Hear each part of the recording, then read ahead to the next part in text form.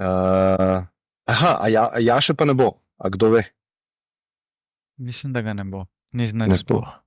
ni nič povedal. Ok, zdravo sem. Boris, ti si nazaj? Kaj bi me zanimalo? Kaj si delal tam, kjer si bil? Koliko lahko veš, ne vem. Ja, glede na to, da sem bil v Južni Koreji, pa ne v Severni, ni bilo tako razburljivo. Ja. Čistko je bil dopust. Je pa zanimiva država, no. Tako vsekakor vredno obiska. A ja, ti si bil na dopustu, nisi službeno bil tam. Ja, na dopustu. Jaz sem te pa zdaj hotel pogovarjati, pa ste službeno tam razvijali, ta še na korejski AI. Sorry, no, ker sem razočaral. Ne, vedno sem imel v glavi, ne vem, zakaj sem imel ta assumption v glavi, da si šel delati. Ja, pa dobrodošel z dopusta, no. Hvala. Lepo je biti nazaj. Ja, Simon se nam je pridružil v mestnem času. Ne vem, če si slučajno zasledil zadnji epizodo. Ja, seveda. Ja, zdravo, Simon. Ja, bolj. A vidva se poznata, kaj iz biznis kroga, sta se kdaj srečala? Ali zelo prvič? Nekaj časa smo se skup zadržvali dolgo nazaj na hekovnik hodniku. Nice, ful dobro. Ja, ok, včeraj je bil Apple event, tako da mogoče lahko izkoristimo ta čas, ki ga imamo, tole večer, tako da ne vem, koliko bomo lahko dolgi, izkoristimo, da malo pokomentiramo to. Bi pa mogoče preden gremo na to, malo Borisa vseeno vprašal, kaj je iz prejšnje epizode izpadel. Če se spomniš, kaj je v Googlovem eventu, kaj je bil, ker to je zdaj že nekaj časa nazaj v tej naši AI časovnici, ki se zelo tudi premika. Ja, mislim, vsekako se ga spomnim, ne, sej, tudi bom rekel, ta Apple event včerajšnji me je spomnil na njega, ker mislim, da sta v nekaterih točkah podjetij podobno pristopili, ne. Ja, mislim, Google ima po moje tako težave z pozicioniranjem pač glede AI-ja, kljub temu, ne, da v določenih vidikih dejansko dela zelo dobre modele uporabne, mislim, da to ogromno kontekstno okno ima veliko nekih zanimivih primerov uporabe, ampak ja, mislim, bom rekel, samo pozicioniranje, kako so peljali ta event, vse težave z, ko ne temu rečemo, ne, prilagoditvami teh modelov, ki potem dajo čudne rezultate, ja, velik problem v bistvu, no. Vmes je bilo še na X-u po našem pogovoru neka taka spet mala aferica z Googlom, po tisti aferici z generiranjem slik na Geminiju, ne. In ta aferica je bila ta AI summary, mislim, da mu tako rečejo, v Googlovem ovestniku, se pravi na search rezultati, ki je v bistvu dal zelo neumne odgovore oziroma napačne odgovore. A to ste zasledili kaj? Mislim, da je bilo takoj po našem pogovoru, ker so oni tesno to vandal, ki za določene regije. Jaz mislim, da je v osnovi glavna težava Googla tukaj, da poskuša vzeti produkt, ki ga ima, in potem skuša v bistvu velike jezikovne modele oziroma multimodalne modele nekako delno zraven priključiti, ne da bi pač ogrozili obstoječ poslovni model, ki ga imajo.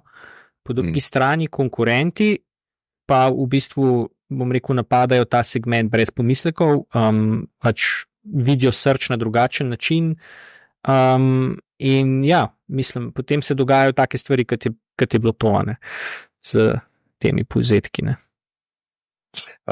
Ja, eno vprašanje sem v tem zastavil v prejšnji epizodi, pa ga mogoče še tebi zastavim, Boris, na katerega konja bi stavil? Izmed teh 5 ali pa 4, recimo, da firm, korporacij podjetij, ki v bistvu tekmujejo med sabo za prevlado v tem novem svetu, v katerem je AI pač glavna tehnologija. Ja, jaz mislim, da ne glede na to vse, kar smo zdaj videli, ne, še vedno mislim, da pač OpenAI ohranja primat s svojimi modeli. Mislim, da so zdaj zelo previdni glede odpiranja teh modelov za uporabo javnosti. Tako da čakamo v bistvu, ne, čakamo, da jih potencialno kdo ujame.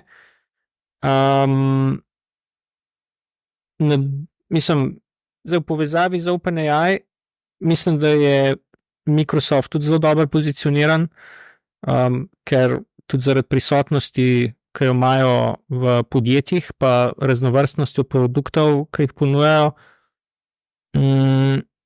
In pa mislim, da tudi pristop od Mete je zanimiv. Ne? Torej, ta stava na odprto kodo kot alternativo, oziroma odprte modele kot alternativo ostalim, je po moje tudi zanimivo. No? Skeptičen pa, kot sem že omenil, no, sem do Googla, mislim, da veliko neizkoriščenega potencijala tam, in pa tudi, no, kot se bomo lahko dotaknili, tudi Apple pristop je zanimiv. Ne? No. Ja, se mogoče gremo lahko na to, spravo, kar sem rekel, če je bil ta dogodek, WWDC od Apple. Rekel bi, da so predstavili neko svojo novo strategijo, ne?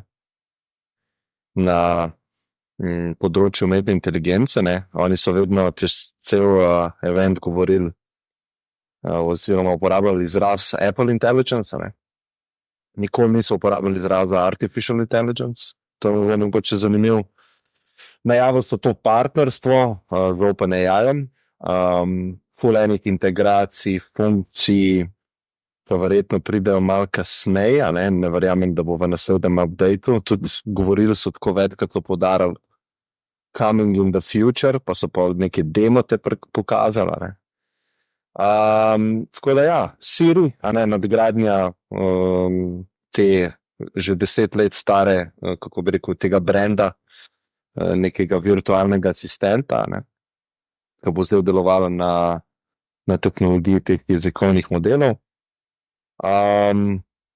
So privacy poudarjala, ne, to sem jaz nekako slišal. To sigurno lahko govorimo. OpenAI partnership, to je zelo zanimivo iz vidika tega, kdo komu plačuje, ne, a plačuje Apple OpenAI za uporabo teh modelov, ali OpenAI plačuje Apple, da imajo tako distribucijo. To je to zelo zanimivo. Tako da ja, pa v bistvu Paul Musk in njegovi tweeti takoj potem. Tako da mogoče lahko s tem začnemo. Andrej, lahko ti v bistvu malo poveš, kaj si ti v bistvu nam poslal te Muskove tweete, oziroma ne vem, če se reče tweet še vedno. Ja, mislim, da se reče X-et, ja. X-et. Ja, X-et, ne vem, če nekaj drugega pomeni, ampak okej. Party scena. Ja, sej mislim, da si povzel, kva je Apple zdaj naredil.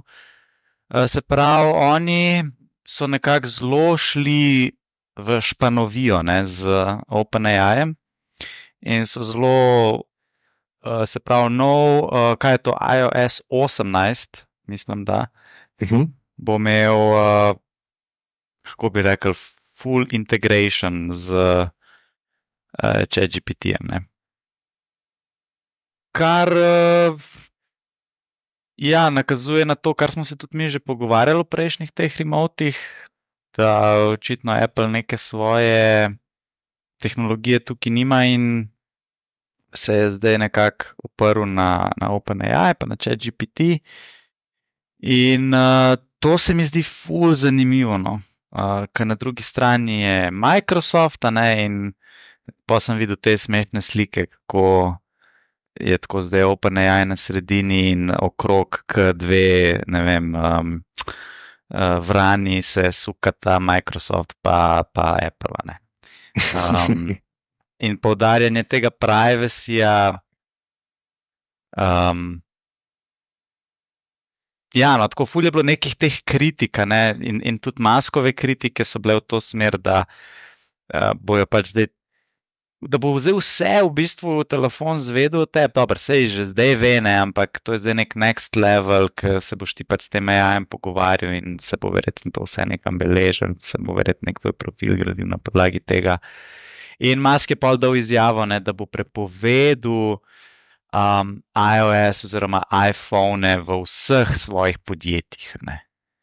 Ta mi je bila taka močna. Da boš mogel dati na vhodu v tisto, kaj dela hlebka. Ja, da bojo neki škatli te telefoni. Mislim, sej niti nimam nekega mnenja posebnega, sam tako, no. Zanimivo mi je bilo to opazovati, pa dokaj, po eni strani presenetljiva odločitev Apple, po drugi strani pa mogoče briljantna poteza se bo izkazala čez, ne vem, par let. Sam ja, ne vem še, kako bomo videli. Ej, Luka, ti, ki si fan Muska, ne? Lahko ti malo to pokomentiraš z tega vidika, kako, glede na to, da imaš tudi produkta, ne, aplikacijo, ne, vodiš kot direktor, malo z vidika privacyja. A tebi se to zdi, ok, Apple itak pozna svoje neke uporabnike oziroma ima to misijo zelo močno, ne, da da veliko na privacy. Koliko ti temu verjameš, a ne, ker recimo Musk je čist skeptičen, a ne, pa tudi me tehnično pol zanima, gremo lahko na Borisa, kaj je v bistvu sploh Apple obljublja, da bo to safe oziroma privacy na prvem mestu. Zdaj, jaz če gledam vsa ta podjetja, pa če bi enemu podjetju moral zaupati vse svoje osebne podatke, je to definitivno Apple. Se mi zdi, da res največ razvijajo v to smer, najbolj ščitijo uporabnike. Tako da, to se mi spet zdi neka Muskova cvetka, pa da bo naredil svoj telefon, ta šalabajzer še pravega avta ne zna narediti, tam vzam razvil telefon, operacijski sistem, to je pač joke, no. Mislim, zadnji čase ne vem, kaj on točno kadi, kaj dela, ampak Starship je šel v vesolje, Luka. Lej, to so bila še njegova dobra leta, to niso za njegovi recent projekti, tako da je naprimer acquisition Twitterja, pa ne vem, ne zdi se mi, da on pravi človek, da razvije nov telefon, pa nov operacijski sistem. Še naj bi pa njemu zaupal svoje osebne podatke, pa podatke o mojem zdravju, pa vsem drugim, tako da. Mi bi bilo zelo zanimivo, no, če bi se podal v ta projekt, še en tak hobi bi imel, da bi spremljal, kaj se s tem dogaja, ampak v to verjamem nula. Zdaj, verjetno Boris bolj razume točno, kak je Apple integriral ChatGPT, ampak kar jaz razumem je to, da Apple procesira vse tvoje osebne podatke lokalno na telefonih. Zaradi tega tudi bo ta Apple Intelligence na voljo samo mislim, da na 15 Pro, pa na 15 Pro Max, ker so ostali telefoni naj bi bili premalo zmogljivi, da bi lahko to na device procesirali. In če bo to res tako delovalo, potem se mi to zdi super, ne? Ne zdi se mi pa, da bo zdaj Apple vedel nekaj strašno več, kot je prej. Mislim, Apple že itak ve vse o tebi. Tako da, ne vem, meni se ta cooperation za ChatGPT-jem iz Apple zdi super ideja, ker karkoli bi oni sami razvili v tem času, ne bi bilo dovolj dobro. Oni so zdaj izbrali market leaderja, lansirali bojo tej svoj množici milijonov in milijonov uporabnikov, ki bojo to uporabljali, se ogromno naučili. Jaz sem pa prepričan, da Apple že več časa paralelno razvija svoje modele in ko bojo njihovi modeli dovolj dobri, bojo verjetno tudi ChatGPT mogoče, razen če bo ChatGPT res toliko boljši, da ga ne bojo dosegli, enkrat v prihodnje tudi zamenjali. Ja, mogoče bi tle smo zdaj prišli v bistvu v tisti del, ne, ko sem prej omenil, ne, da mogoče nekatera ta podjetja pri teh svojih predstavitvah izdelkov grejo malo nenavadni smeri. Ne. Tako da, če pogledamo v resnici, kaj je Apple pokazal včeraj, ne, na nek način, kar se same dejansko umetne inteligence tiče, pa modelov, so pravzaprav v grobem 3 stvari oziroma 3 nivoje modelov predstavljene. Torej prvi model je, oziroma modeli, ne, so te, ki tečejo na samem telefonu. Te so razvili sami, to nima, bom rekel, nobene povezave, vsaj kolikor je razvidno za OpenAI. A to vemo, Boris, ker niso nič omenjali, kaj je uporabna. Mislim, da so tudi napisali en blog post, potem tudi bil je potem še en v bistvu dogodek po tistem tem delu, ki ga je verjetno večina gledala, ne, jer so šli malo bolj v detajle in v bistvu so tehnično predstavili precej zanimivo stvar. Ne. Torej, te lokalni modeli dejansko uporabljajo tako imenovane adaptorje. To pomeni, ti adaptorji so en majhen delček uteži, ki dejansko se fine-tunajo na posamezen problem, ki ga rešuje ta potem celotna nevronska mreža, in oni so v bistvu naredili zelo gladko preklapljanje med temi adaptorji v spominu, kar pomeni, da lahko vzamejo en večji model, naučijo veliko različnih adaptorjev in potem v bistvu vsakič, ko pride nek task, ki ga mora model rešiti, dodajo gor iz spomina, kar pomeni, da zelo hitro to, a ne, vzamejo ta adaptor, ga dajo gor na model in pač, a ne, v bistvu s tem dosežejo to, kot da bi recimo imeli, ne vem, 15 različnih fine-tunanih modelov, ne. To pa v bistvu lahko vse skupaj zelo efektivno naredijo. Tudi naredili so zelo dobro kvantizacijo, neki kombinacijo med 2 in 4 bitno, v povprečju mislim, da so rekli 3,5 ali nekaj takega, no, da pride, kar pomeni, da so lahko te mreže pač potem predvsem majhne, ne, da jih dejansko lahko stlačijo na telefone, ne. In te modeli so, mislim, da s tole Gemo 2 ali kako primerljivi po učinkovitosti. Ja. Tako, to je recimo ena stvar. To mislim, da je super, ne? Za veliko enih preprostih opravil na telefonu mislim, da bodo te modeli zelo dobro služili. Ne? Pol naslednja stvar, ne, so bili njihovi server modeli, ki so v bistvu namenjeni temu, a ne, pač za taske, ki so bolj zahtevni, se potem pač more to poslati na server, ker pač ni možno rešiti te naloge z modeli na telefonih, ampak to so spet njihovi modeli in tukaj so govorili v bistvu, kako so nekako to kriptografsko rešili, pa neki so govorili, kako dovoljujejo vpogled nekim zunanjim auditorjem, ne, pač da preverijo, da se res držijo te zasebnosti. Jaz sicer mislim, da tle vedno lahko neki dvoma, ne, pač bom rekel tako, to sporočilo vse ni bilo tako prepričljivo, vendar le na koncu, dobro, kriptografija, vse v redu, ampak še vedno ne, pač osebni podatki za nekaj časa zapustijo device in se tam sprocesirajo, pač to je nekako neizogibno, ne. No in ta tretja stvar potem, ne, in tle mislim, da je največje nerazumevanje, ne, oni so v bistvu predstavili partnerstvo z OpenAI, kjer so v bistvu samo na nek način naredili integracijo s ChatGPT-jem, kar pomeni, da v bistvu ne, uporabnik, če bo prišlo do neke recimo naloge znotraj telefona, ki bo toliko zahtevna, da bo Appleov sistem presodil, da niti njihov ta model na serverju ni dovolj zmogljiv, bo ponudil možnost uporabniku, da relativno gladko pokliče modele od OpenAI. Ne. Tako da, kar mislim, da je zanimiva odločitev, ne, verjetno je tudi nekaj, kar se bodo developerji predvsej posluževali na platformi, ampak skratka, tle so 3 različne nekak stvari, ne, v igri. Ne. Mislim, da je pa tako, no, pač to, kar smo po mojem videli včeraj, je v bistvu, da Apple izkorišča svojo močno prednost, kar se tiče lastnega čipovja, torej ta tako imenovani Apple Silicon, ki je zelo kvalitetno, zelo veliko kapacitete in zelo primerno za delovanje lokalnih modelov, so pa dejansko relativno ali pa zelo pozno vstopili v to igro generativne umetne inteligence, in pač v bistvu sami pač niso še v točki, ko bi recimo lahko imeli na voljo model, ki bi bil ekvivalenten temu, kar je GPT-4o.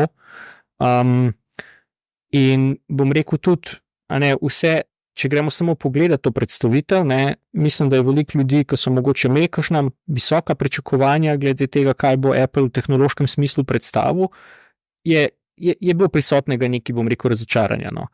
Tako, ni bilo na koncu predstavitve tako, kot včasih, zdaj pa še to, pač nekaj bolj revolucionarnega, tega ni bilo, tišina v bistvu. Tega že zelo, zelo dolgo ni, Apple. Ja, no. Pri tej velikosti ni za toliko nekih surprizov več, se ve, bližno v katero smer bi šli. Meni se pa zdi, da so ljudje zelo pozitivno reagirali na novice od Apple, ker če gledaš, Apple delnica je dosegla all-time high, kar pomeni, da je market zelo pozitivno sprejel te novice. Mislim, po moje, tle sta dva vidika. Zdaj, to, kar so predstavili, ni revolucionarno iz, bom rekel, zornega kota ljudi, ki zelo pozorno spremljajo umetno inteligenco. Mislim, stališča recimo končnega uporabnika pa so to pač veliki premiki in mislim, da tudi grejo v pravi smeri. Torej, to, da imaš možnost uporabiti ves kontekst, ki je na voljo na tvoji napravi, da se izkorišča lokalno procesiranje tam, kjer je to potrebno in potem pač tam, kjer zmanjka, pa imaš možnost to procesirati kje drugje. Mislim, da so to v osnovi dobre stvari. Mogoče bi sam še komentiral to, kar se tiče Elona. Jaz mogoče samo pri Apple bi dal še en komentar. Meni se zdi, če gledamo Apple v zadnjih 10 letih, Apple nima več neke strategije delati revolucije. Apple vzame ali produkt ali neko storitev in naredi perfect execution.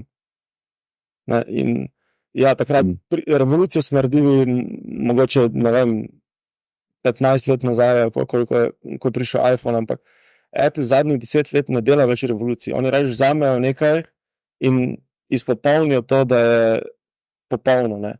In mislim, da so v tem zelo dobri. Jaz mislim, da imajo tudi tu to strategijo. Niso oni trenutno leading v AI-ju, se mi pa zdi ravno za tem, da imajo svoj hardware, da imajo ogromno bazo uporabnikov, da zna biti zelo zanimivo, kaj bo prišlo iz tega, mogoče ne v enem letu, ampak v naslednjih 3 letih. Ja, no, samo še ta komentar. Pač jaz mislim, da ta reakcija od Elona na Apple izvira bolj iz njegovih travm povezanih z OpenAI. Pač jaz mislim, da človek dejansko tvita sproti, nima nobenega PR človeka tam zraven, ki bi ga udaril po prstih, in jaz mislim, da je precej emocionalno reagiral na to pač novico tega sodelovanja. Mislim, da tako kot marsikdo, tudi on ni potem poslušal cele zgodbe, kjer so Appleovi inženirji razlagali o vseh teh adaptorjih, pa ne vem kaj, Tako da je on pač zaključil na hitrco, mogoče igrice zraven igral, kaj je tole bilo, da v bistvu oni zdaj to vse pošiljajo k OpenAI, Ampak recimo, imam pa drugačno mnenje, kar se tiče njegovih sposobnosti razvijati produkte. Jaz mislim, da če se bo spravil delati telefone, bo marsikakšna velika šlema lahko kar resno zaskrbljena. Ja, se spomnim, ko sem bral to zadnjo biografijo o Elonu Musku pa njegovi odvisnosti od Twitterja, X-a. Ena zgodba je v knjigi, ki zelo lepo prikaže to, da je on kot elskemu osebju tam dal ključ od sefa, v katerega je zaklenil svoj telefon, da ne bi pač po noč bil na Twitterju. In potem so dobili na recepcijo klic ob 3 zjutraj, da takoj ne pridejo in mu ne vrnejo ta ključ, ker je hotel tweetati. Tako da jaz mislim, da to tudi, kar je Andrej poslal, pa kar sem videl, jaz sem videl veliko enih emocij, tako kot si rekel ti, Boris, pa odvisnost od pozornosti pa od Twitterja, ki mu zadnje čase, jaz mislim, da vedno bolj škoduje, ga pa imam za ful sposobnega posameznika, tukaj se z Lukatom po moje ne strinjava. Se mi zdi, da je večkrat dokazal, da je v bistvu en največjih ali pa najbolj produktivnih podjetnikov našega časa. Tako. Simon, ti si gledal ta Apple event, pa zanima me, če si ga gledal, pa zanima me tvoj, tak, mogoče kakšne so ti bile stvari, ki so ti bile najbolj zanimive ali pa ki so ti ven štrlele. Čeprav najprej se jaz tudi bom vključil v to Musk debato. In jaz sem pa tako divje navdušen na tem telefonu, ampak zaradi druge stvari, zato ker je rekel, da bo stvar imela direktno integracijo s Starlinkom. Je to naredi, kar naenkrat spet vse telkote. In to je meni bistveno bolj profound, da se vem, da je trenutno zdaj povedal, ampak recimo, če to ne stane, to je bistveno bolj profound, kot kakšnekoli ti announcement, od OpenAI, Google ali pa to zdaj, kar smo videli od Apple, če gremo Musk v to smer. Ker Starlink zdaj že ima počasi toliko veliko pokritost, da bi nekaj takega bilo doable. In si pa pač enostavno vržeš ven vse telkote, kar je bistveno bolj huge, kot se karkoli, kar se tukaj pogovarjamo. Pa še to ne samo telkote, ampak v bistvu tudi države. Ne? Ker res potencialno države izgubijo možnost nadzirati v bistvu telefonski promet. Ne? Ja, in če si pomislimo, recimo, da se je pripravljen fajtati, recimo se z Brazilijo, ki se pač tam nekim ustavnim sodiščem ali karkoli, okoli nekaj cene, so tukaj pač on je verjetno eden redkih playerjev, ki bi ta del pač tukaj prinesel neko dodatno avtonomijo. Zdaj, a mislim, da je šlo velika verjetnost, da se bo to zgodilo? Ne, ampak če se pa, sem pa pač divno navdušen, da bi v to šlo, ko sem tukaj lahko res pač prenese nekaj za dejansko hranilnega novega. Ne, ker pač smo tako, tukaj smo prijatelji, ko Apple še novega do 15, ker dejansko pač smo, po eni strani imamo občutek, da smo v nekem svetu, ker je vse čas tako divji tehnološki napredek, ampak po drugi strani so neke take zelo nenavdihujoče inkrementalne izboljšave. Menim, ker tukaj pač je to nekaj obljublja, da bi popolnoma premešal karte, tako da kar se tega tiče, sem tako napolno Elon fanboy. A je on zbrisal ta tweet od telefonu? Ker jaz ga ne najdem. Ker je bil mock-up telefona, je bil... Ja. A je zbrisal tweet? Mislim, ne vem, Andrej, kam si to poslal? Ja se mogoče spomniš. Aha, klele. Ja. Aha, parody. Okej. Jaz sem mislil, da bi bil to prav tweet to. Ja, Elon Musk parody account. Fake news nam pošilja Andrej, pa nam ne pove. Mi pa nismo pozorni. Ja, to je ta tweet. Analiza še vedno velja, da če bi pač to smešili, to bi lahko bilo zelo zanimivo. Ja, ful dobra ideja, v bistvu, prav ta Starlink, to, kar si povedal, a ne. Jaz sem uporabil Starlink na koči in sem bil zelo zadovoljen z zanesljivostjo pa hitrostjo. In če bi si tak device direktno povezal na satelit, kar jaz verjamem, da s to tehnologijo trenutno ni možno, a ne? Ker imaš tak velik, kako bi rekel, krožnik, a ne zdaj. Ampak ja, to je zanimivo semerno, z vidika ideje. Andrej, se boš popravičil?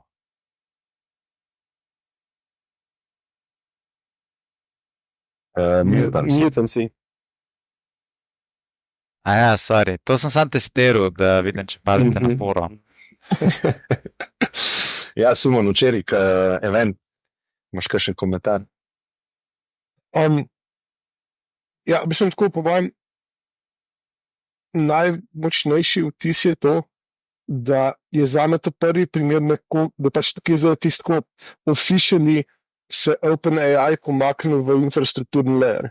Ker vsi, ko so ga do zdaj uporabljali, si lahko bi pač videl, da bi nekdo to, ne vem, Sunset ali karkoli, pa ni več tega resnega, ampak pa enkrat pač Apple svoj mislim, se bo to resno integriral svoj iOS, mi pa zdi, da pač to je, ker pač prej smo bili še tako najjasno, se bo zdaj OpenAI se tako OpenAI nekaj govori o tem, da njih zanima sam pač infrastrukturni play, sam pa pogledaš tako, nudove doma, da je pa to pa velikrat gre v neko aplikativno smer, pa se tako pač malo all over the place. Ampak se mi zdi, da ravno zdaj pač, če pač bolj, ko gre, da je to res nekaj tako, dopuščam neko manjšo možnost, da je to bila popolnoma tako kratkoročna, tako rekoč pametna odločitev Apple, kjer bi imeli seveda ta moja analiza ne velja, ampak če pa je to bilo nekaj, kar se je Apple z nekim daljšim razmislekom, pa tudi pač ustreznimi potem varovali na strani OpenAI to spravo, pa to pomeni, da je pač prvi nek tak partnership, ki močno zabetonira OpenAI v infrastrukturnem layerju. To bi bilo zanimivo, mi je tudi pač, ne vem, Mislim, že na prejšnjikrat smo se pogovarjali, ne, da pač okay, po eni strani to, da Apple se bo do neke mere vsaj da pač se bo v celotno zgodbo vključil OpenAI, je na nek način pač priznavanje poraza, da so pač zelo verjetno so najprej poskusili, pa se ugotovili, da to ne bo, pa se pač rekli, okay, pač bomo, ne, if you can't beat them, join them. Ampak po drugi strani pa pač je celotna stvar je dokaj dobro razmišljena, kakor pač jaz je fajn, mislim, tako vsi zdaj pač malo hejtamo Apple pa tako naprej, ampak se mi zdi, da so pa naredili, pa da še vedno ima nek ta Apple Touch v tem smislu, da je dobro razmišljeno, kako to dejansko interagira s celotnim okoljem, v katero je postavljen. Tudi je bilo pač dosti teh nekih primerov, kjer je, ali da lahko pač z razne avtomatizacije, pa tako naprej, nekaj smo tudi videli, to so bili stvari, ko so bili pač, ko nisem tisto, ok, to bo pa zdaj Siri, ko bo še lahko vprašal neko stvar, pa bo pač to uporabil, ampak je bila neka globina, kar mi je pač načeloma zanimivo, oziroma mi je všeč, da to še vedno obstaja, da pač je tukaj nek ta razmislek o tem, kaj dejansko tukaj od zadaj je produkt. Kar se tiče privacy-ja, honestly se mi zdi, da je pač popolnoma teater. Ker je po mojem tako, da nekega hard privacy-ja ti to ne da, pa tudi ga skoraj nič ne da. In pa je pa samo tako, a so pač to načeloma vsi ti, ko so to udeleženi aktorji, ko so relativno good face, ker mislim, da se tako že, če pa pač hočejo zlorabljati, bo pa vedno lahko zlorabljati. To je kot tiste, ko je bilo včasih, ko so bile te debate okoli raznih metapodatkov, pa tako naprej. Tako, ja, sej mogoče pač, če ne spremljamo vsebine tvojih telefonskih klicev, ampak če pa mi vemo, da si da ob 2 po noč stojiš na Gold Bridgeu, pa če mi vemo, da je pač prejšnja, ko si klical, bila na nek suicide helpline, lahko pa tudi zelo veliko povemo o tebi, ne da bi dejansko vedeli, kaj je bila vsebina tistakoli. In tukaj je pač, mislim, da pa je veliko privacy podobno to, da je pač ultimativno moraš zaupati zato, ker je enostavno toliko stvari, ki se jih drugače lahko doseže z raznim, ne vem, sestavljanjem podatkov, pa enrichmentom, pa tako naprej, da je neka zelo huda garancija, karkoli je brez veze. To je pač tako.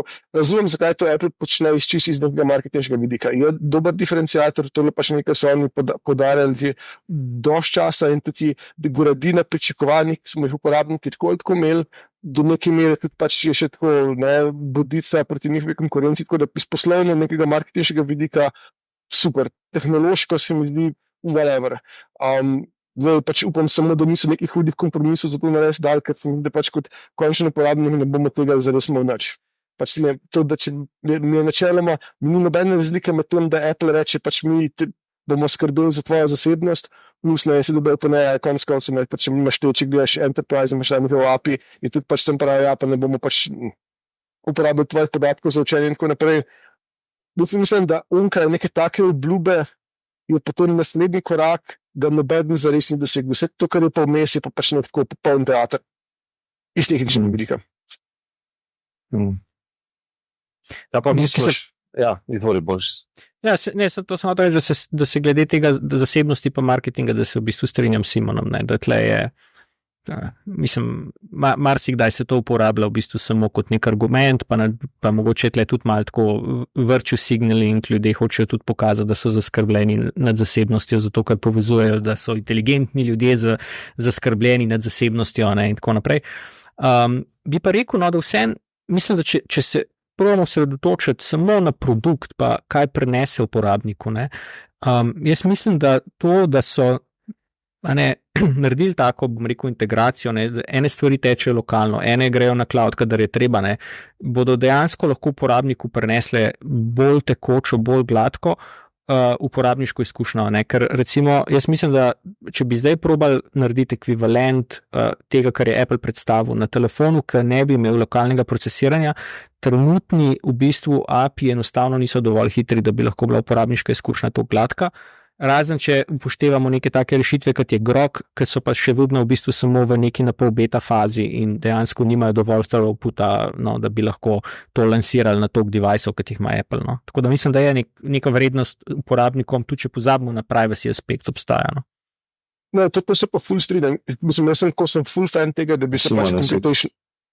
Ja, to se ful strinjam in bi pač, sem ful fan tega, da se prenese computation pač bolj na stran uporabnika. Se mi zdi, da tle se pač odpre potem ful zanimiv design space in je pač predvsem stvari, kot trenutno so nepraktične, če imaš pač nekaj to client server ali karkoli, tako iz tega tudi tehnološko, mislim, recimo te adapterji se mi zdijo pač so cute rešitev, mislim, tako je cool, ta del cenim, mislim, da kontekst privacy mi je tukaj dokaj nezanimiv, mi je pa ful dobro to, da vidimo, da imamo to dejansko pač na device in da se dogaja ta shift, da dejansko se približujemo tomu, da imamo nek zametek AI dobesedno v žepu, ne samo pač nekaj v cloudu.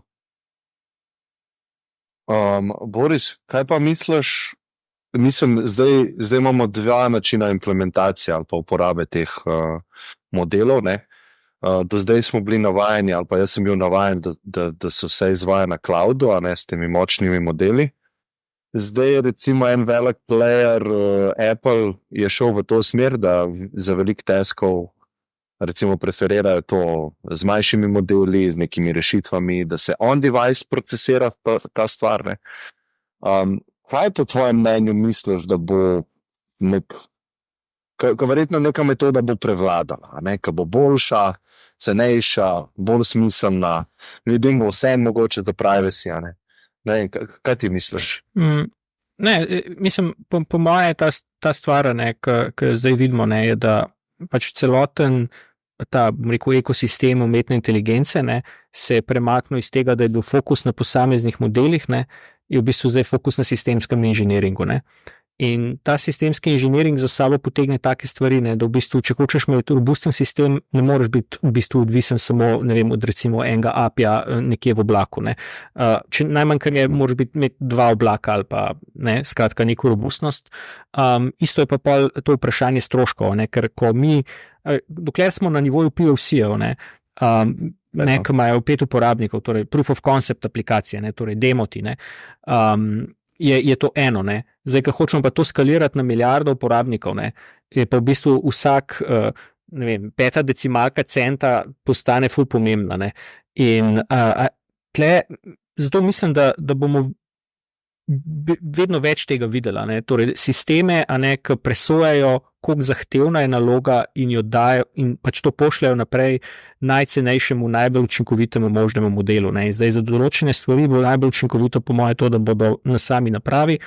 Za bolj napredne workloade bo pač potrebno iti v oblak. In tudi jaz mislim, da bo diferenciacija nastala med modeli. Jaz mislim, da bodo vedno naloge, ki jih bomo hoteli zaupati najbolj sposobnemu možnemu modelu, kar pomeni, da podjetja, ki bodo lahko imela pač v nekem danem trenutku najbolj zmogljiv model, bodo vedno, bom rekel, pobirala to smetano zahtevnih nalog. Mislim, da bo pa dovolj prostora tudi za tiste, ki bodo recimo ponudili mogoče drug najboljši model ali pa mogoče bo model z večjim kontekstom ali pa s kakšno drugo posebnostjo. Tako da se bo po moje trg mal razporedil. Ampak cena bo tista, ki bo marsikaj diktirala, ko bomo šli zdaj v to obdobje ekspanzije teh produktov, pa skaliranja. Andrej, ti, ki si business person, pa marketinški person, kaj misliš, kdo v tem delu, kdo kam plačuje? A se sploh kaj plačuje, recimo, OpenAI pa Apple? Ja, se to so bile tudi neka ugibanja, kako OpenAI dela cache, ker to bo verjetno ful povečal pač porabo računske moči na njihovi strani. Jaz bi rekel, da Apple verjetno neki, ki plača, ali pa ne vem. Kaj pa če OpenAI plača, da je v bistvu vendor, Apple pa jim pol plačuje nazaj glede na porabo? Ja, mogoče, ne vem. Se so neke nore... Na konci 0,0. Ja, so neke nore cifre, ko Google plača Apple, vsako leto, da je default browser. Default search. Search. Verjetno je neka taka stvar, ki je Boris rekel, da je nek deal, da so na neki pozitivni nuli oboji. Mislim, mogoče je tako, tle OpenAI do zdaj vedno zasledoval to politiko, ne, da ni hotel imeti v bistvu nekih oglasov. Ne. In v bistvu za Google je logično, da plačuje Apple, ne, zato, ker potem oni služijo denar z oglasi. Tako da zdaj OpenAI pa pač nima, ne, zdaj od recimo teh uporabnikov Apple ne bo služil. Ne. Oglasi verjetno ne. Ne, Boris, rekel so v prezentaciji, da boš lahko subscription, ki ga imaš Okay. na GPT-ju prenesel okay. na Apple, kar pomeni, da ne boš mogel neomejeno uporabljati OpenAI-ja na Apple za ston. To je meni se slišal. Zato kaj bi na računu prenesel, če imam za ston. Jaz sem malo naprej skipil, ker nisem užival vsega gledal.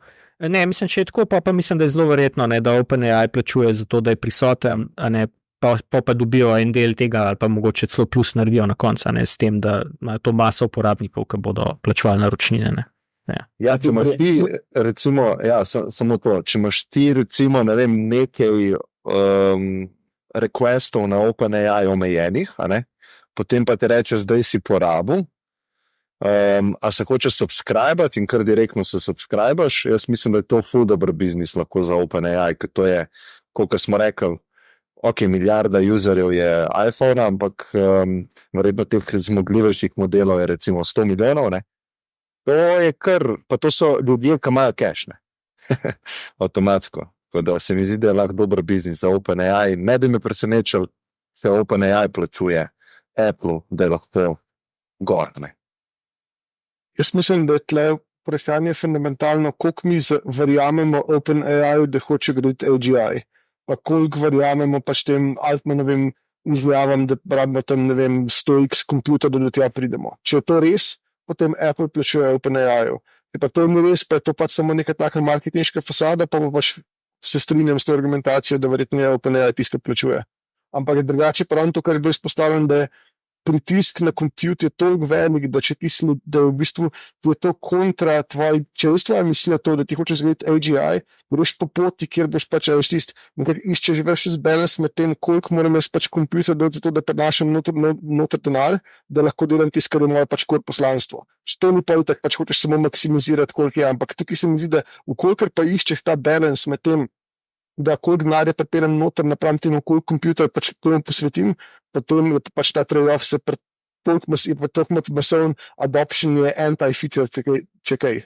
In v tem primeru pa samo vidim, da je Apple ste skaširal in da tukaj je bil pač računice o tem, da je to verjetno nek money upfront ali pa dosta redno, ki ga lahko oni investirajo v compute zdaj, pri čemer ve, da bo pač verjetno tisto, da bo mogli nazaj to plačati v narekovaju v smislu kompjuta, z uporabo bo pač porinjeno v prihodnost in se gre čez pač neko tako dejansko arbitražo. To je zanimiv point, ne. Sem to bi pol v bistvu pomenila, ne, da sta res pol Microsoft in Apple v resnici sklenila zelo tesno zavezništvo in da oba zdaj stavta na to, da bo ta skupaj prišla do AGI pred ostalimi in sta potem nakup dala tako količino denarja, da pa si ampak mislim tako, če se je to zgodilo... To je ropar v Dark Knightu, ki pa na koncu ga ustrelil po zadnjo v glavo. Ja, samo če se je to... Če se je to zgodilo, pa bomo verjetno to prej sve videli v bilancah. Ne? Ja. Luka, ti si hotel nekaj vmes? Ne, jaz mislim, da bo Apple zelo hitro predstavil Apple Intelligence Plus subscription model, ker je tudi njihova strategija rasti v tem, da se čim več revenue oziroma proba rast na storitvenem delu subscriptioni. In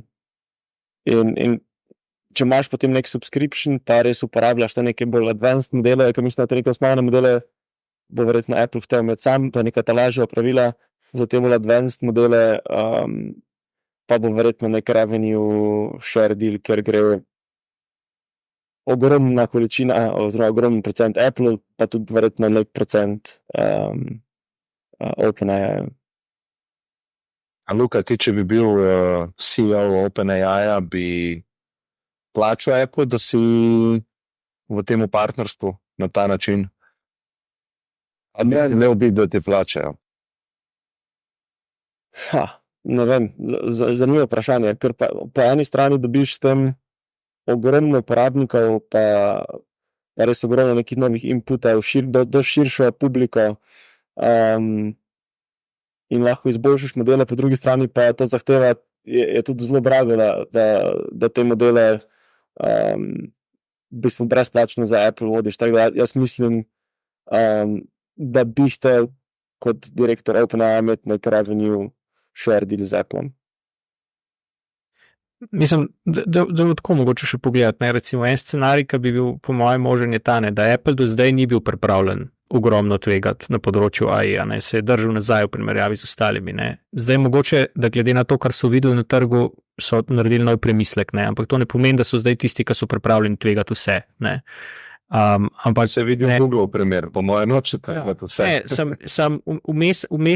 Umestna stopnja bi bila pa ravno ta, pač oni v zameno za garancijo od OpenAI, da bodo imeli dostopov do naslednjih skaliranih modelov, ponudijo precej denarja, ne pa ves denar, ki bi ga sicer mogoče mogli porabiti za to, da bi lahko zdaj v tej tekmi prišli pred Microsoft pa OpenAI.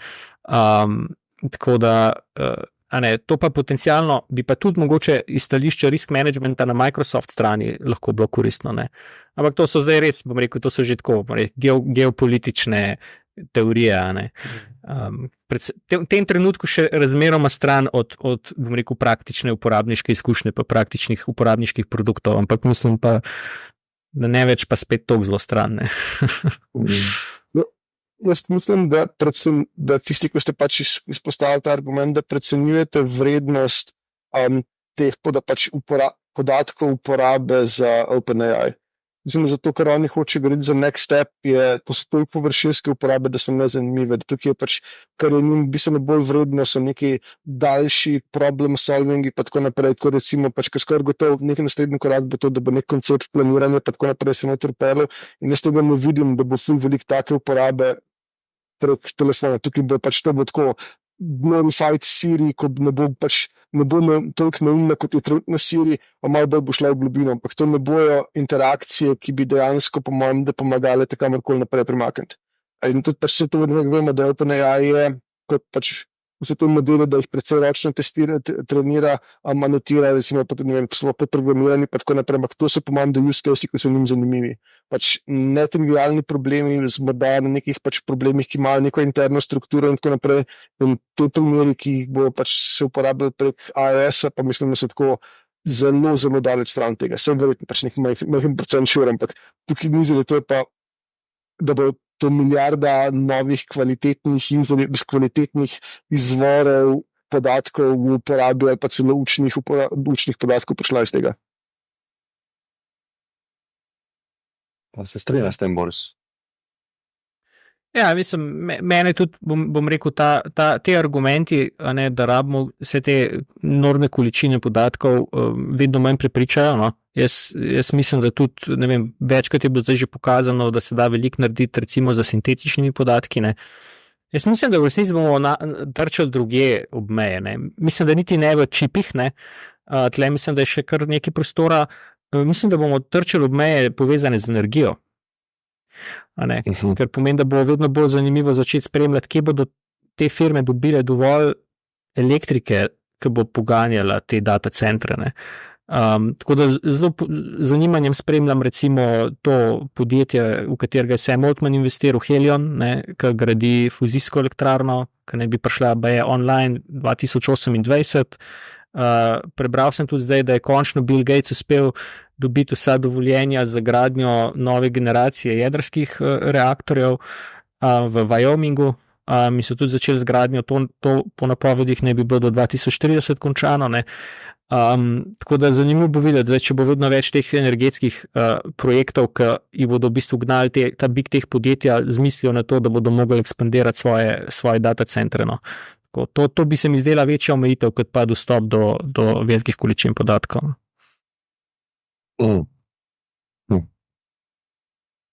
Andrej, kaj pa je tep, recimo, če si gledal, ne vem, si gledal povzetek, si gledal celo predstavitev, z vidika use caseov, kaj ti bo najbolj zanimivo, te je navdušilo?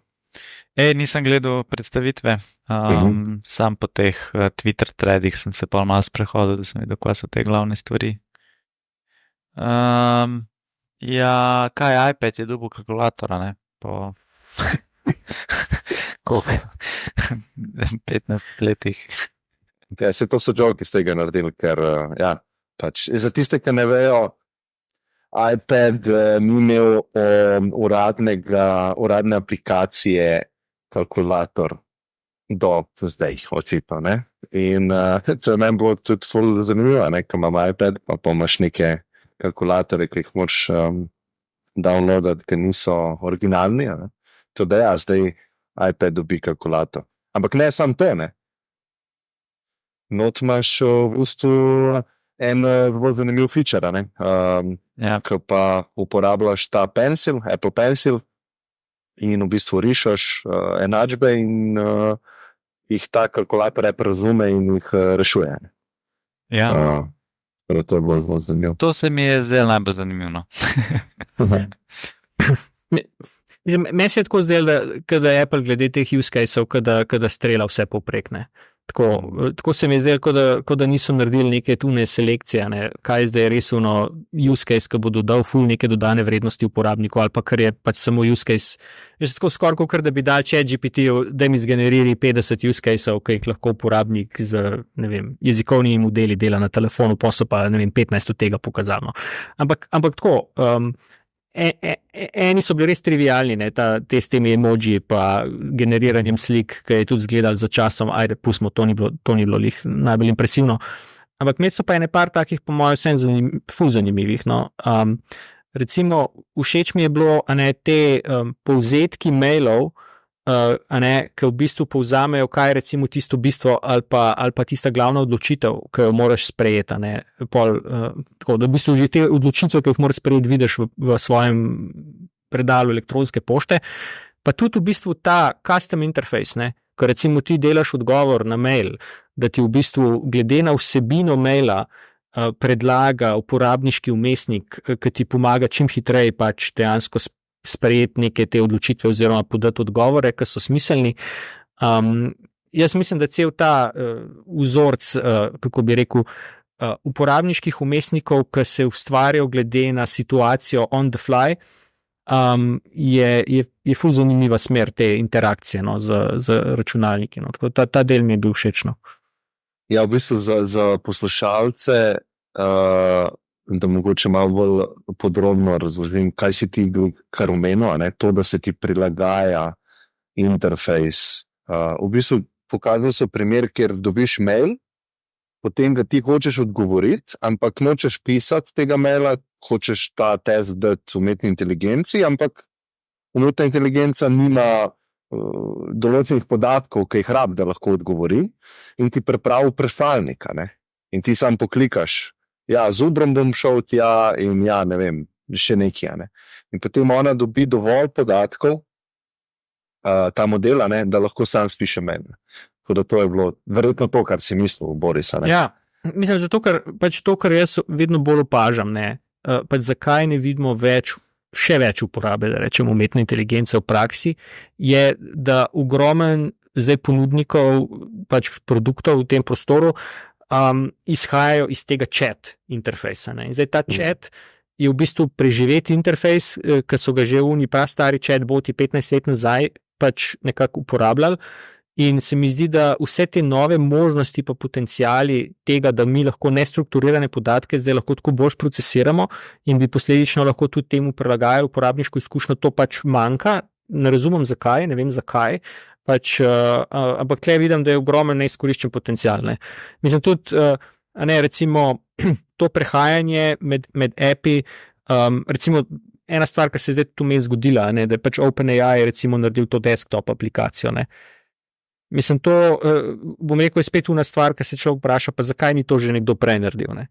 Tako, mislim, vse so bili neki poskusi, ampak spet ne najboljše. Ne. Recimo, take stvari. No. Tako, čim bolj naredi to izkušnjo uporabe čim bolj gladko, ne. Ali preko govora, ali preko gladkega prenašanja v nekih vsebini med aplikacijami, ker zdaj neko gora nekega tipkanja pa copy-pastanja, to ni res dobra uporabniška izkušnja. No. Jaz mislim, da smo v prvem inningu te upeljave te tehnologije in UX se še oblikuje, ne? Mislim, oblikujejo se smernice, oblikujejo se načini uporabe, ne?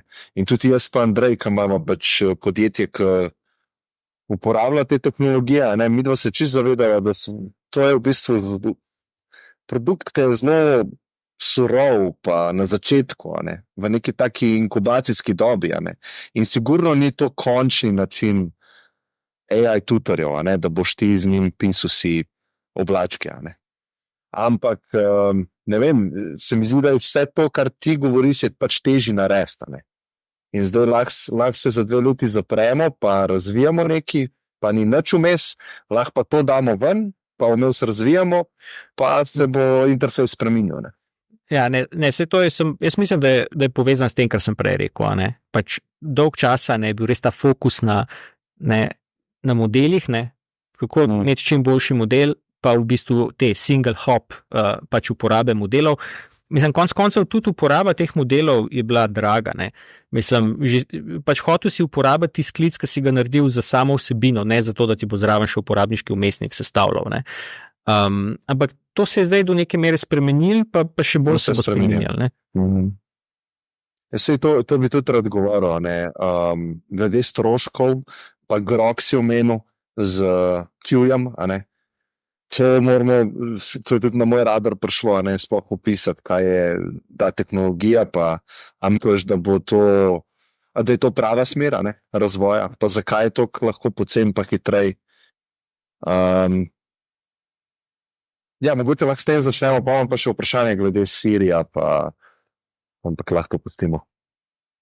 Grok, recimo, Boris.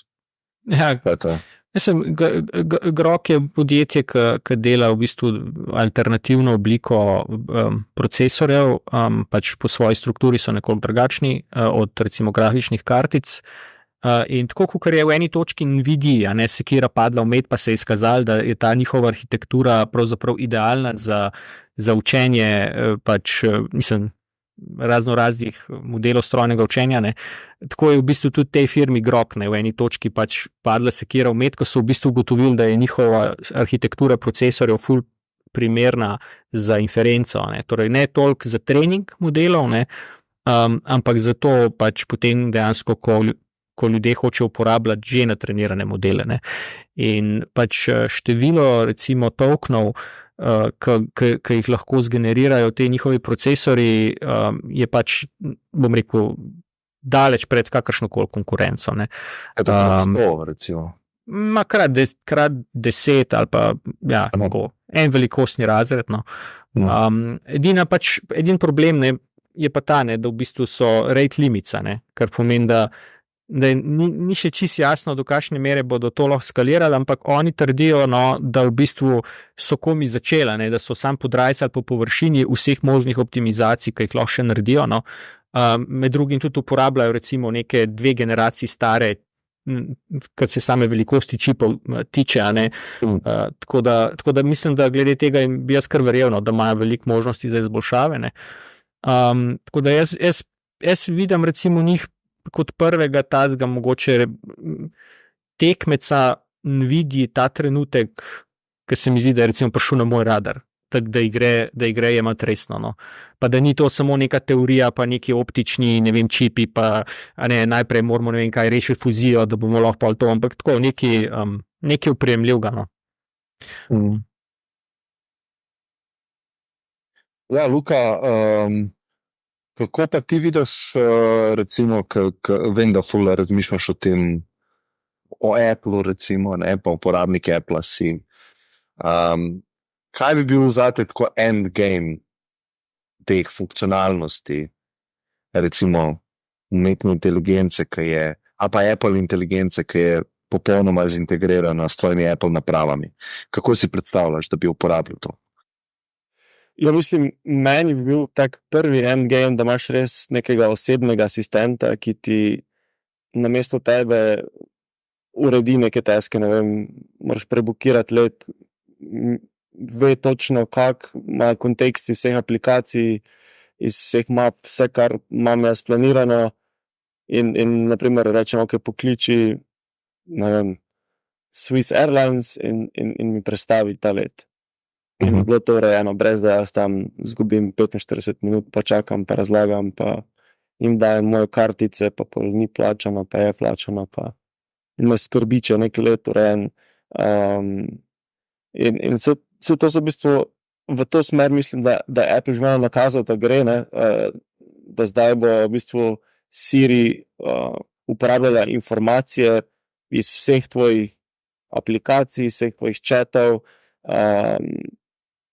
nastavitev telefona in ti na podlagi tega z vsem tem kontekstom dala neka priporočila oziroma ti pomagala. In tu se mi tudi zdi, naprimer, velika prednost, če uporabljaš to na Apple Intelligence oziroma na Apple device-u, ker ponavadi, ko ti uporabljaš, ne vem, ChatGPT-u ogromno tega konteksta manjka, ne.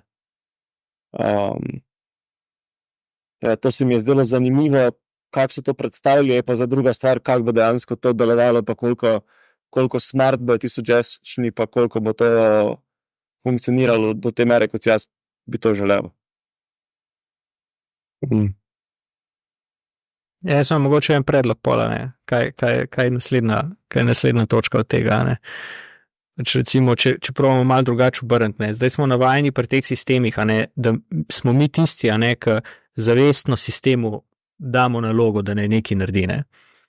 Ampak jaz mislim, da ko bo ta inferenca ratala dovolj poceni, pa ko bodo te sistemi ratali malo bolj avtonomni, ne, si jaz v bistvu tako predstavljam, a ne, tako kot jaz recimo, ko vozim avto, ne, se ne zavedam, da v bistvu s perifernim vidom skozi spremljam, če se bo kaj zgodilo, ne, in potem, ko se nekaj zgodi, jaz avtomatsko pol na to reagiram, ne. Tako si jaz predstavljam, da bodo te sistemi v eni točki ratali, no, ne toliko več zelo oddaljeni v prihodnost, ne. Torej, recimo, če tako začnemo, naprimer, da mene ena tema zanima, ne. Zakaj bi jaz pol v bistvu šel na Perplexity ali pa kam drugam pa rekel, daj povej mi, če se je kaj novega zgodilo, ne. Zakaj, povezavi s to temo, ne. Zakaj ne bi sistem konstantno monitoriral, kaj se dogaja, kot nek tak moj eksterni, periferni vid in skozi v bistvu primerjal, ne, a je to, kar se je zgodilo, dovolj pomembno, da bo dejansko mene kontaktiral, pa mi povedal, tole je zdaj zate relevantno, ne. Tako da pač to je en nivo, ne. Ta druga smer pa mislim... Ja, ampak zelo pametni notification, ne, v bistvu zelo strateški, ne. Ta druga stvar je pa recimo, če bo ta inferenca postala dovolj hitra in seveda dovolj poceni in po možnosti v povezavi s kakšnimi variabli, ne, da imam jaz lahko možnost real time uporabe umetne inteligence, ne. To pomeni, če sem na sestanku, kjer imam težko pogajanje z nekom, da v bistvu ta zadeva uporablja vse možne trike, ki jih ima in the bag, da meni v bistvu svetuje in v realnem času, kaj moram, mislim, kje so moje možnosti, a ne, tako kot da bi imel v bistvu bota, ki mi pomaga poker online igrati, ali pa nekaj v tem smislu, a ne. In tako, jaz mislim, da smo zdaj zelo blizu, no, to vrstnim use caseom, oziroma to so stvari, ki jih lahko danes začnemo delati, ne. Pač te osnovni gabariti, ki so mogli biti izpolnjeni tehnološki, so narejeni, ne. Zdaj pa v bistvu samo vprašanje produkta pa plasiranja teh metod na trg, ne. Luka, ti si hotel nekaj vmes? Ne, to se mi zdi zelo zanimivo. Zatem, mogoče se mi zdi skoraj, da si preveč poenostavil, ko si rekel, da imaš v bistvu neke pametne notifikatione. Jaz si to bolj predstavljam, kot da imaš ti nekega AI agenta, ki razume, kaj so neki tvoji cilji, kaj ti hočeš doseči, kaj so tvoji interesi in te v bistvu potem proaktivno, ja, mogoče ti vidiš to kot notification, dostop do tega, ampak te proaktivno v bistvu obvešča, ti daje neke napotke, ki so za tebe uporabni, relevantni in lahko nekaj izboljšaš, ne. Mogoče še en podobna stvar temu, ne. Recimo, zdaj smo tako navajeni, ne, kako trenutno delujejo modeli, ne. Mi imamo eno vprašanje in pač ga napišemo in potem zadeva izvede search in pač pobere te informacije in jih spravi v neko vektorsko bazo in mislim, tako, en kup enih stvari in potem mi dobimo en odgovor, ne. Ker ponovadi ni zelo dober, zato ker ni veliko časa, ker se mora vse zgoditi po tistem, kar smo mi postavili vprašanje, ne. Zdaj, ta drug design pattern, ne, je pa v bistvu neke vrste živi dokument, ne. Torej, če imam jaz neko temo, ki me zanima, zakaj ne bi v bistvu ti agenti sproti samodejno iskali vse, kar se dogaja v povezavi s tem dokumentom in ga vedno updatali, kar pomeni, da kadarkoli se jaz odločim, da bi rad videl ta dokument, je vedno up to date, pa čeprav je v resnici to zdaj 1000 agentov na tem delali non-stop, ampak kadarkoli ga odprem, je updated, ne? Ja, pa se Luka, jaz sem čisto, verjetno bo to neka prva faza, ki so jo tudi predstavila, se pravi neki notification pa to, ampak to, kar Boris govori, bi jaz v bistvu najlažje si jaz predstavljam, da imaš osebnega asistenta, ki je človek, ki je zelo pameten, pa dostopna do skoraj vseh informacij. Tako kot ti, ali pa še več informacij, ne? Ja. In zdaj on je tako pameten, da ve, kdaj te zmot in reče, mogoče je zdaj fajn, da tole pogledaš. Ne? Pa imam že predlog nekih akcij, ki jaz izvedem. Ti mi samo del dovoljenja. Ne? In ti si res nek CEO mojega lajpa in imaš okrog sebe agente povsod, ki te mogoče samo sprašujejo za dovoljenje. A to naredim ali to ne naredim. Se ti to zdi smiselno ali to ne. Z njim lahko brainstormaš, vse lahko delaš. Ja. Tako da to, ja, sigurno, vse to smo večkrat govorili na tem podcastu, se pravi, osebni asistentje, osebni agentje, zaposleni, in ti si vodja njih. Jaz mislim, da je kar skoraj neizogibno, da gremo v to smer. Ker je to koristno, sej najbolj produktivni ljudje na svetu imajo okoli sebe asistente, ker očitno to deluje in problem je resursov verjetno samo. In to, če tukaj z resursi damo strošek na nulo, lahko vsakmu damo agenta. Po mojem je to eden najlažjih načinov, kako brainstormati o aplikacijah umetne inteligence. Enostavno pogledati, kaj so recimo storitve, ki jih lahko ta trenutek samo 1% najbogatejših si privošči in se za vsako vprašati, a lahko jaz to zdaj ponudim 100 milijonom ljudem za neko dovolj nizko ceno. Pač tako. A je zdaj možno, oziroma še boljše vprašanje, a mislim, da bodo modeli čez 1 leto dovolj sposobni, da bom to lahko takrat naredil, kar pomeni, da moram zdaj firmo odpreti in začeti ta produkt razvijati. Ja, to je zelo dober framework za razmišljanje, okoli te industrije pa podjetništva, se mi zdi. Ker to tudi isto je vse Spambray naredila, se pravi, imaš inštruktorja, to je drago, ne moreš si ful tega privoščiti, kaj lahko zdaj narediš, ko imaš na voljo to veliko cneja, Scale-up lahko, Večjim ljudem ponudiš podobno stvar. Ne, še ena dimenzija. Ena je to, da je pač veliko cenej, drugo je pa tudi to, da je vedno na voljo, ker tudi velikrat predvsej spremenijo forme. Se vam razni tutorji, pa tako, pač ja, vse lahko dobiš ljudi, ampak je pač nek hassle, pa logistika, pa enostavno ne to je resurs, problem. Ito je. In če imaš full cache, boš imel tutorja ob 2 po noč. Jaz bi rekel, da je resource pa friction, Mislim, ta trend je pri uporabi, Ti si lahko privoščiš, ampak tudi, a veš, tudi milijarder bo vsem mogel, nekomu reči, da ne mu pokliče tutorja, veš, pač, pa ne bo takoj materializiral pred njima, Lahko ima tutorja spi v guesthouse-u, smo si na voljo. To je po mojem problem resursov, jaz bom Klaus trajal, zato ker fair. Z ekstremnimi resursi to vse rešil.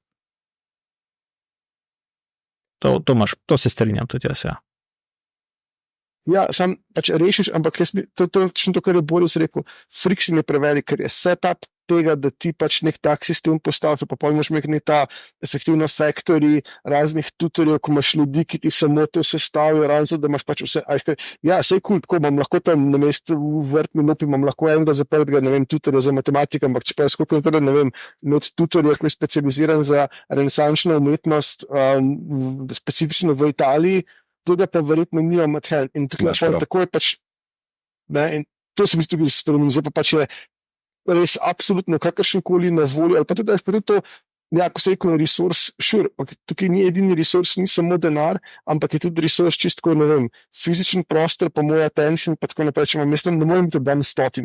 Je pač tukaj tudi, če si, ne vem, Elon Musk, je še vedno, pač so neke fizične danosti okoli tebe so omejujoče, medtem ko tukaj veliko tega odpade in to odpre zanimiv design space.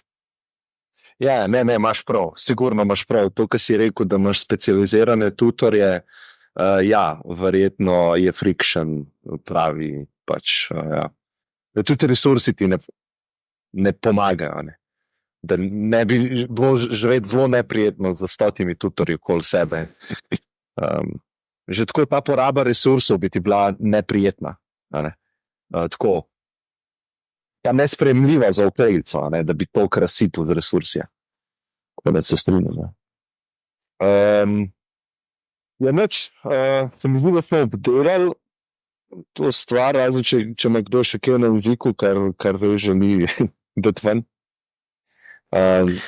Ja. Meni je bil ful smešen ta meme, ki je bil malo viral, ki piše I want AI to do my laundry and dishes so that I can do art and writing, not for AI to do my art and writing so that I can do my laundry and dishes. Tako da, zame je pa endgame, so pa te neki roboti, software, pač bom sam napisal mail, ampak daj mi, reč mi fizičen svet. Objem. Se moram jaz še vedno ukvarjati z nekimi toliko neproduktivnimi taski, da ja, jaz to čakam. Te se mi zdi, da je dosti povezan to tvoje, ne? Se pravi, eno drugo, mislim, razvoj je hitrejši, a ne, zaradi language modelov, ne? Ampak lahko dajo o robotiki tudi govorimo. Ja, mislim, meni bi da tudi super tale meme, ne, edin, kar bi rekel, ne, pa to po moje dosledi se mi zdi tako narobe razume, ne, da sej, če umetna inteligenca nekaj zna narediti namesto tebe, ne, to ni razlog, da bi ti nehal uživati v tem, da to še vedno počne sam, ne. Tako da, podoben kot recimo z šahom in z gojem in s celo množico stvari, ne, tako da. Ljudje bodo še vedno pomivali posodo, tisti, ki uživajo v tem, tudi pol, ko bo 100 robotov okoli njih, ne. Tisti tri, ki bodo uživali v tem. Pač tle še si malo, da ti kontroliram, Andrej, ki pač meni zanima v fizičnem svetu, pa tako. Jaz mislim, da je veliko, ravno ta, recimo, pač o čem je, mi zdi, da je tako res na veliko lucidne staviti, da Andersina, ne, software is eating the world, je ravno to, da ti veliko, da pač v bistvu te stvari, ko so v fizičnem svetu, neke storitve ali karkoli, pač ko so na voljo, so velikrat pač tudi nek kompromis raznih fizičnih danosti. In medtem, ko pač bolj, ko software avtomatizacija napreduje, ti omogoča unbundling, ki prav ni bil feasible, kar pomeni, da ti v bistvu tudi spremeni interfejse, ki jih imaš v fizičnem svetu, samo zato, ker pač prej ni pa mogoče. Samo to ne vem, da se ni nek ful dober primer tega, ampak pač, ali se to, ki se nekaj stvari razstavijo, pa rekombinirajo in je pač enostavno lahko potem tudi en del tega, ker je bil prej hassle, odpade stran samo zato, ker pač imaš nekaj fizični produkt, pa tega fizična storitev večinoma rešuje pač nekaj še probleme z koordinacijo resursov, pa mogoče tudi pač nek contention na posamezne resurse, pa tako naprej, in veliko tega z boljšim softverom lahko rešujemo na drugačen način, kot so, ne vem, v fizičnem svetu, ko so efektivno pač neke FIFO vrste. Ja, da se strinjam. Makes sense. Drugače, berem novo knjigo od Nick Bostroma, Deep Utopia se reče, in točno, mislim, to debato, ko imamo na koncu, točno to pokriva, ne, v neki daljni prihodnosti, ali pa mogoče ne toliko daljni. In lahko rečem, da pride Nik na podcast Bostrom. 45 minut mi bo dal, tako da to se ful veselim. Lahko pa tudi odpadem, tako da sem hotel povedati, ker sem full excited, ker sem njegov fan. Tako da to knjigo ful priporočam, no, za tiste, ki ste se na koncu mogoče malo užgala, ne, tako ta bolj filozofska plat tega.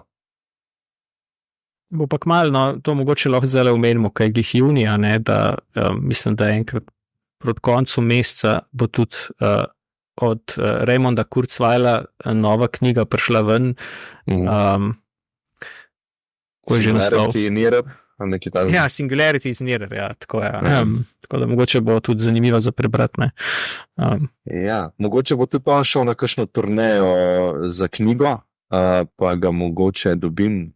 No, ne vem, se mi duga, zdaj je možno, a ne, to je take ljudi, ki remote je možno posneti podcast, ne vzeme jim spet toh časa, ne, in je možnost dobiti tudi kakšna taka imena. Zelo zanimiv svet. Hvala vam. Wolframa probi dobiti. Tako, Klemen, če boš iskal goste, ne, mislim, da predvsem pač te, ki so, bom rekel, na strani teh, ki vidijo prihodnost umetne inteligence primarno negativno, ne, torej tako imenovani dumari, mislim, da boš med njimi lažje dubu tiste, ki so pripravljeni prijeti na podcast, ne, ker antidumari so vsi preveč busy, ki gradijo stvari. Veš, nimajo časa 45 minut se pogovarjati. Ne. Tako da. To je pa res, ja, to je res. Hvala vam vsem, no, imejte se fajn. Se vidimo naslednjič. Hvala, čau. Čau.